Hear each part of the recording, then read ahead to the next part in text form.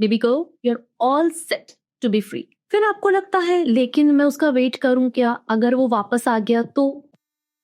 बात होने वाली है डिटैचमेंट में, कि हम कैसे इतना जल्दी डिटैच हों किसी चीज से कि हम खुद ही शॉक हो जाएं ये मैं ही हूं, और खुद ही पे हंसी आए कि मैं क्या कर रहा था या मैं क्या कर रही थी।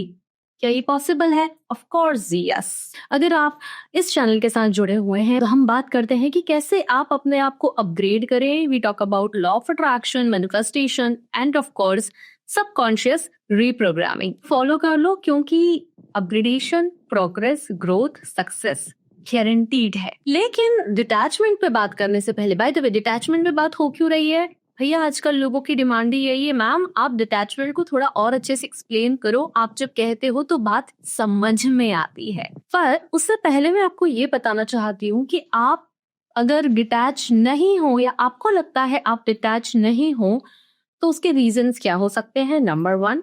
और हाँ, आप डिटैच होना चाहते हो, पर हम क्या छोटी छोटी सी गलतियां कर रहे हैं जो हमें डिटैच नहीं होने दे रही हैं। आप स्टक हैं क्योंकि आप अपने वूंड्स, अपने घाव बार बार खोल के देखते हैं कि ये भरा के नहीं भरा।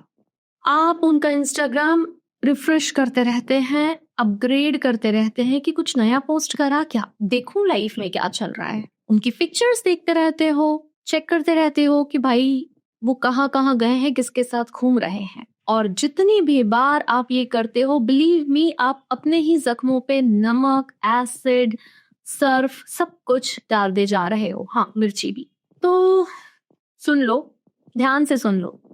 आप तब तक किसी से डिटैच नहीं हो सकते हो जब तक आप उनको अपने फोन में और अपने माइंड में जिंदा रखे हुए हो। तो जब हम यहाँ पे डिटैचमेंट की बात कर रहे हैं, हम बात करेंगे कुछ फेजेस की जो आपको वहां अटका के रखी हुई है।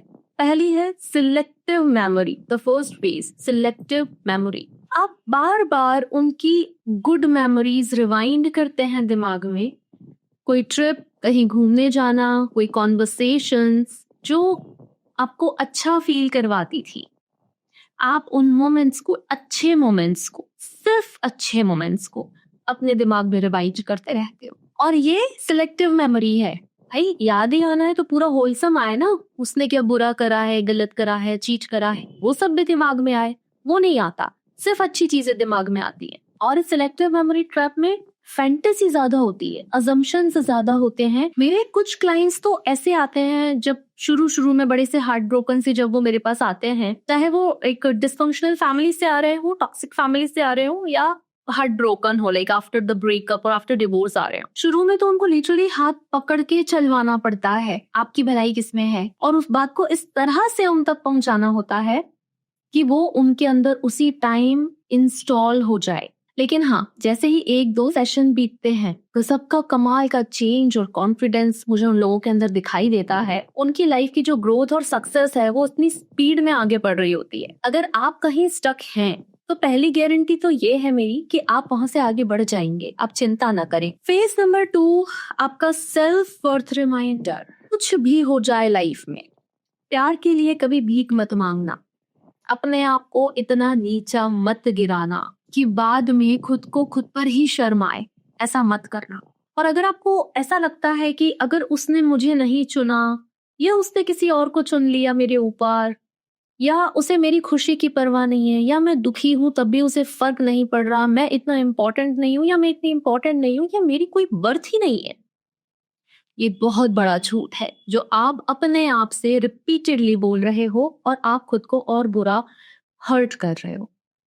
मतलब वो जख्म तो है, आप उसे ही गहरा करते जा रहे हो। अच्छा, कई लोग तो क्या करते हैं, खुद को उस मोमेंट से बाहर निकालने के लिए टेम्पररी डिस्ट्रैक्शंस ढूंढते हैं। हुकअप्स, पार्टीज, कोई और कंधा ढूंढ लेना, ड्रिंक, स्मोक, ये डिस्ट्रैक्शन है, ये हीलिंग तो हो ही नहीं सकती।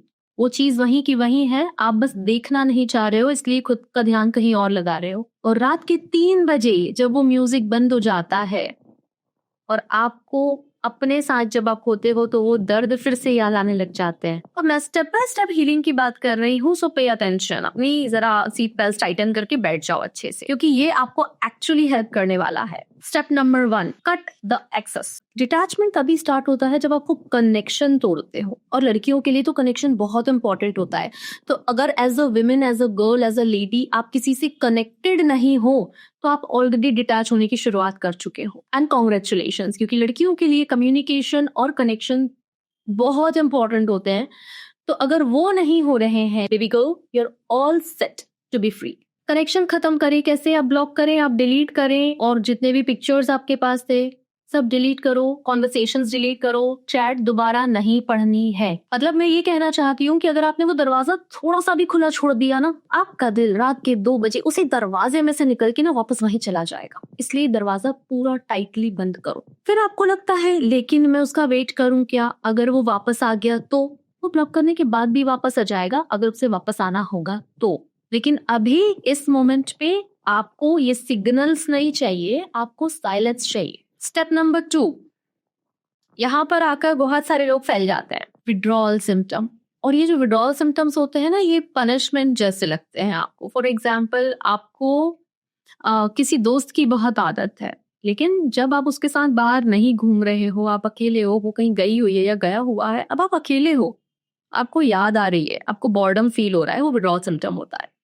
जो लोग अल्कोहल छोड़ते हैं या स्मोक करना छोड़ते हैं, तो बिना स्मोक या बिना अल्कोहल के उनको जैसा फील होता है वो विड्रॉल सिम्टम होता है उसका। वो बेचैनी होना, वो रेस्टलेसनेस होना कि एक बार तो मैं स्मोक कर लूं, या एक बार तो मैं ड्रिंक कर लूं, या एक बार तो मैं बात कर लूं। आप बहुत चिड़चिड़े से होने लग जाते हो, आपको रोना आने लग जाता है, सर दर्द होने लग जाता होगा, काम में मन नहीं लगता होगा। ये बहुत सारे इस तरह के जो सिम्टम्स की बात मैं कर रही हूँ, ये विड्रॉल सिम्टम्स होते हैं।